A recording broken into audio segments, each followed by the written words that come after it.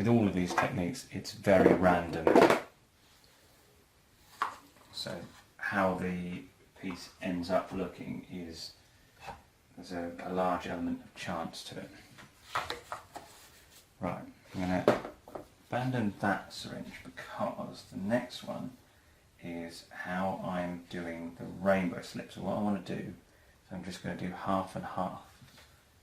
So 15 ml of light, 15 ml of dark. You can also trap air bubbles if you're not careful in the application, and unfortunately that's also quite hard to avoid. But what you want to avoid as much as possible is having two bands of slip meet, because they'll trap air underneath them. So if you just do a continuous band each time, that seems to avoid the worst of it. Right, so this is one continuous helix from top to bottom. So you just, rather than doing discrete bands, you just start at the top and work your way down, which is where knowing how much slip you need is a good thing, because especially when you're doing the rainbow one, you've marbled all the colours in. If you run out halfway down, or you've got twice as much as you need, it's not going to work. So to get all the colours distributed in one continuous thing, you need to know how much you need, and that will be about this much. So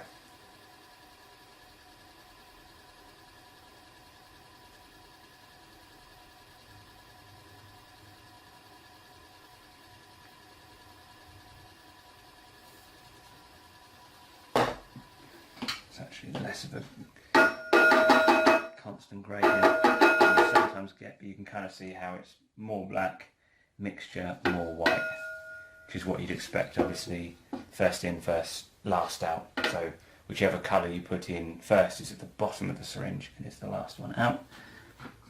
So there you've got more bands because of how many essentially layers you've got as you go down the piece.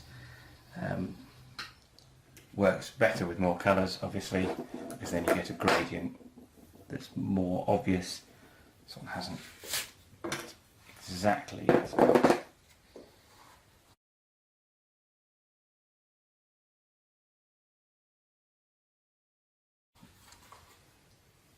Not necessarily the best demonstrations of it, but should give you the idea. This is one I haven't done for a while, but I'm going to do another marble in the same syringe mix, and this is done without the wheel turning.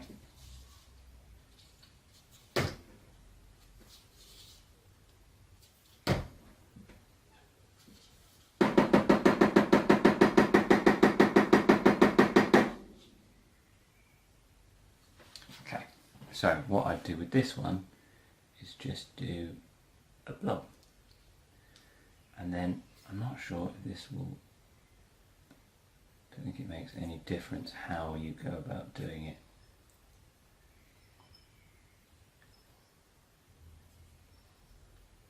What I might start doing, and it's going to be too much hassle. So if you have two colours, you can alternate. I was hoping the gradient in these will end up working quite well, but we'll see. I think the gradient's going to work quite nicely around the piece, but I don't know how it's going to look when they join back up, because it seems to start more or less solid black, so it's going to be quite obvious. And I also don't know if I'm adding enough here. Almost certainly not.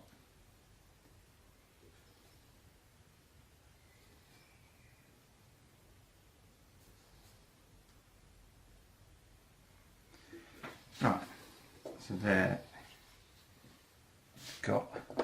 this is where you don't want your slip to be too thick, because those spikes will remain as spikes, but hopefully this is about right. Might go back, no, I'll do it like this, see what happens. We can learn together.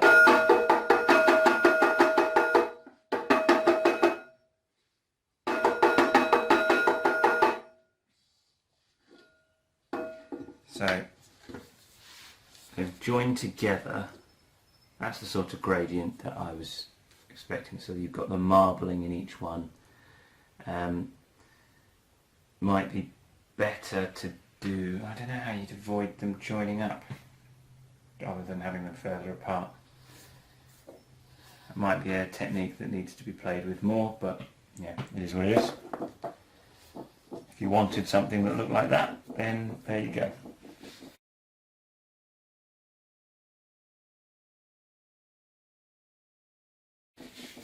And then the last one is something people have asked about periodically because it combines two things. What happens if you put slip on a swirly? And I haven't done this for so long, but I really don't know. The last time I tried it didn't really work. So I think it would be better to do either lots of slip at the top and have it run down over it, or more likely put the slip on the high point. And I am going to try putting the slip only on the high point because I think that will probably work better. I don't know, it's very hard to say. You have to add quite a lot. Interestingly, obviously,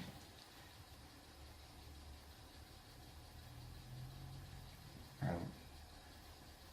could do with the wheel turning the other direction, which I can.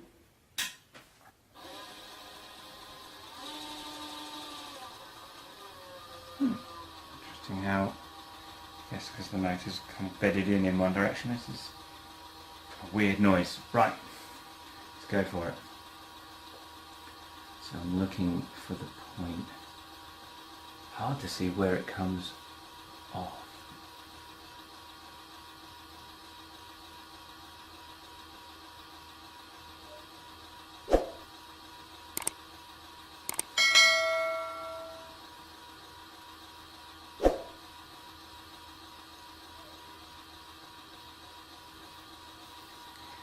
Right, let's see what that does. Turn the wheel. Right, before I forget.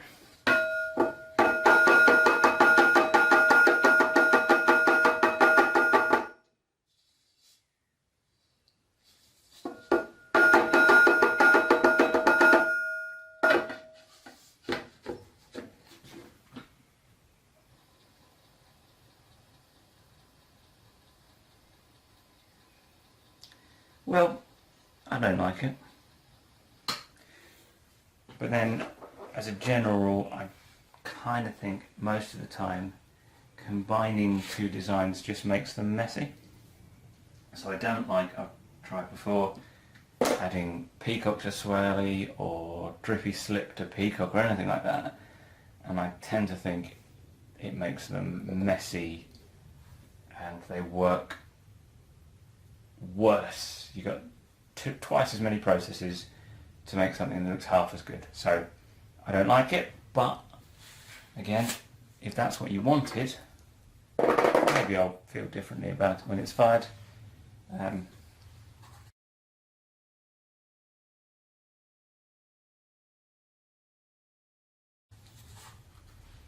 The technique sort of works, it does flow over it. So yeah, that hopefully will be a few things to think about if you wanted to play with the technique. It's infinitely variable because obviously you can have as many colours of slip as you want and you can apply them in a bunch of different ways. This is just the handful that I thought of or that I've been playing with recently, but I don't think I even did a particularly good demonstration of what I was talking about on the third one where you come back over the top. If you get that right, you get this sort of strata to it, and you can, when you're applying the slip, especially if they're colours that are quite obviously different as pre-fired colours.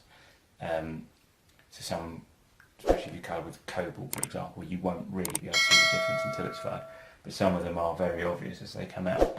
You can actually see how crisp the lines can be when they come out.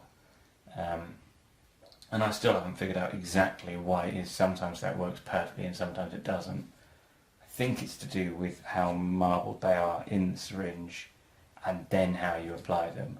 So it's sort of a balancing act between those, and you need to see what's happening and adjust as you go.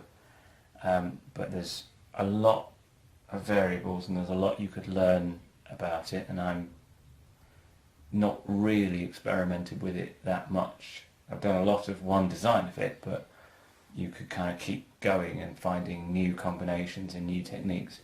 And I think this is just scratching the surface, so hopefully this gives you an idea for something you can try that's different, and you can build on this and try something different again. Because yeah, there's a lot of potential to it, and I look forward to seeing what everyone else comes up with.